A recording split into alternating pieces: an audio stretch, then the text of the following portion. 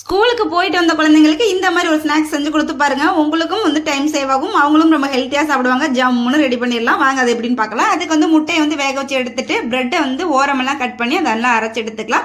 இப்போ வேக வச்ச முட்டையை கட் பண்ணி எடுத்துட்டு உப்பு, பெப்பர், மிளகாத்தூள் போட்டு எடுத்து வச்சுக்கலாம். அது கூட வந்து இப்போ நம்ம வந்து பிரெட்டை வந்து தண்ணிக்குள்ள லைட்டாக துணி அலசுற மாதிரி அலசணும் அப்படின்னா கிழிஞ்சிரும். அதனால் லைட்டாக அது வந்து பிழிஞ்சு எடுத்துட்டு அதுக்குள்ளே முட்டையை வச்சு நல்லா சுருட்டி எடுத்துட்டோம்னா இட்லி மாதிரி ஒரு பன்னு மாதிரி வந்துடும். ஸோ அதுக்கப்புறமா என்ன பண்ண போகிறோம் அப்படின்னா, நம்ம இது கூட வந்து நீங்கள் உருளைக்கிழங்கு வச்சுக்கலாம், இல்லைன்னா நீங்கள் சீஸ் வச்சுக்கலாம், எது வேணாலும் வச்சுக்கலாம். ஸோ நான் வந்துட்டு முட்டை மட்டும் அதை வச்சுருக்கேன். இப்போ வந்து நம்ம அரைச்சி வச்சுருக்கோம் இல்லையா பிரெட்டு, அது கூட வந்து நல்லா டிப் பண்ணி எடுத்துட்டு அப்படியே சைடில் வந்து எண்ணெய் காய வச்சுக்கலாம். இப்போ வந்து மேலே வந்து கொஞ்சம் காரசாரமாக இருக்கணுங்கிறதுக்காக மிளகாப்பொடி, உப்பு, மஞ்சள் தூள் இதெல்லாம் போட்டு மேலே டெக்கரேட் பண்ணிக்கலாம். அதுக்கப்புறமா அப்படியே பொரிச்சு எடுத்து பாருங்க, அப்படியே சூப்பராக இருக்கும். வெளியே நல்லா மொறுன்னு உள்ள நல்லா சாஃப்டாக அவ்வளோ டேஸ்ட்டாக இருக்கும். ரொம்ப ஹெல்த்தியான ஃபுட்டு. கண்டிப்பாக இதை ட்ரை பண்ணி பாருங்கள்.